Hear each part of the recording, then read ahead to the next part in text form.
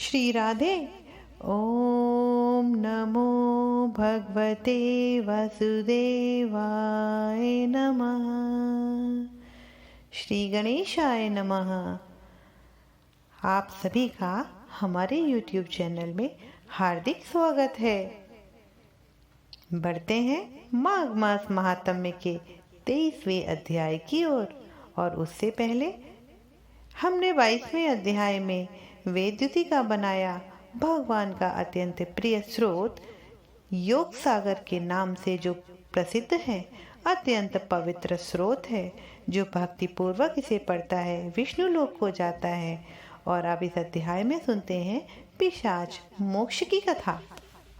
लोमश ऋषि कहने लगे, जिस पिशाच को देवदूति ने मुक्त किया वो पहले द्रविड़ नगर में चित्र नाम वाला राजा था। वह अत्यंत शूरवीर, सत्यपरायण, पुरोहितों को आगे करके यज्ञ करता था। दक्षिण दिशा में उसका राज्य था और उसके कोष धन से भरे हुए थे। उसके पास बहुत से हाथी, घोड़े और रथ थे। अत्यंत शोभा को प्राप्त होता था। बहुत सी स्त्रियों के साथ वह क्रीड़ा भी करता था और अनेक यज्ञ उसने किए। वह नित्य अतिथियों की पूजा करता था। शस्त्र विद्या में निपुण, ब्रह्मा, विष्णु, महेश तथा सूर्य देवताओं का पूजन भी करता था। साथ ही वह जंगल में स्त्रियों से घिरा हुआ कीड़ा कामी था। एक बार वह पाखंडियों के साथ मंदिर में गया और वहां उसने वेदहीन भस्म लगाए महात्मा जन पाखंडियों से उस ब्राह्मण की बातचीत हुई। पाखंडियों ने कहा, हे राजन, शैव धर्म की महिमा सुनो। इस धर्म के प्रभाव से मनुष्य पाप को काटकर मुक्त हो जाता है। सब वर्णों में शैव मत ही मुक्ति प्रदान करने वाला है। शिव की आज्ञा के बिना दान, यज्ञ और तपों से कुछ नहीं बनता। शिव का सेवक होकर भस्म धारण करने से जटा रखने वाला मनुष्य जीवन से मुक्त हो सकता है।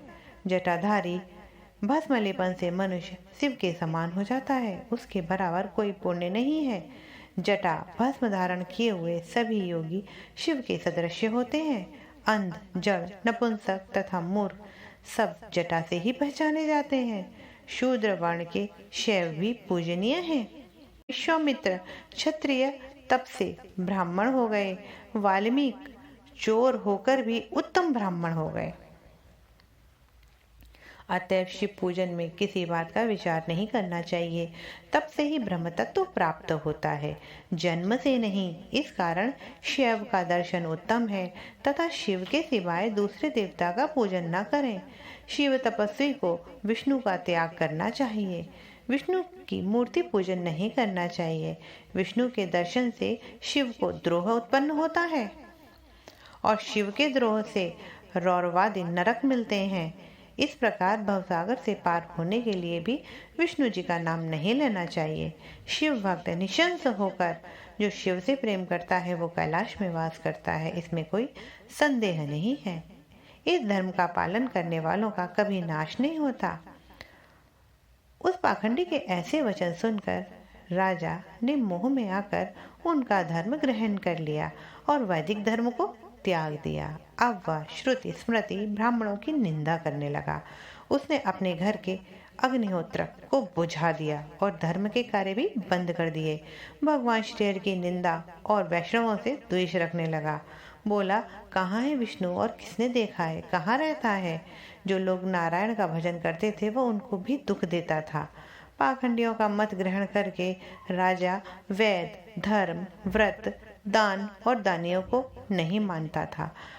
अन्याय से दंड देता वह कामी राजा सदा स्त्रियों के समूह में घिरा रहता और क्रोध से भरा रहता।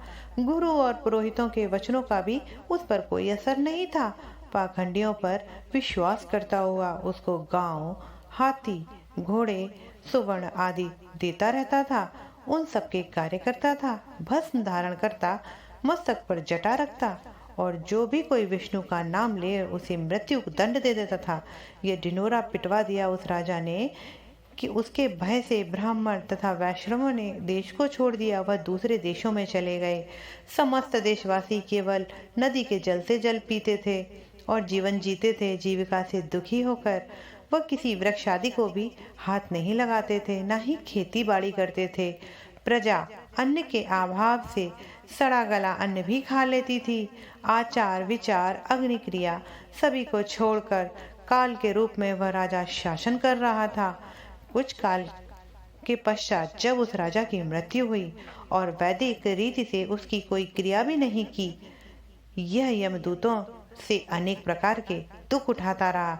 कहीं वह लोहे की कीलों पर चलना पड़ा, कहीं जलते अंगारों पर, जहाँ पर सूर्य अति तीव्र था, जहाँ पर कोई छाया वृक्ष न था, कहीं लोहे के डंडों से पीटा गया और कहीं बड़े बड़े दांत वाले भेड़िए और कुत्तों से काटा गया। इस प्रकार दूसरे पापियों का हाहाकार सुनता हुआ वह राजा यमलोक पहुंचा। और इस अध्याय को यही विराम देते हुए 24वें अध्याय में इस राजा की आगे की दशा का वर्णन करेंगे। तब तक के लिए श्री राधे।